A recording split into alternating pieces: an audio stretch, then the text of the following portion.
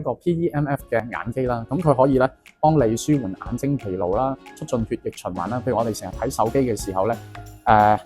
個肌肉成日繃緊啊，咁啊香港人咧平時可能都超過6個鐘手機啦，或者每13分鐘就要睇一次手機啦。咁所以咧你自己咧嗰個眼睛咧嘅微絲血管係最幼到每粒紅血球通過嘅。咁如果長期缺乏營養同埋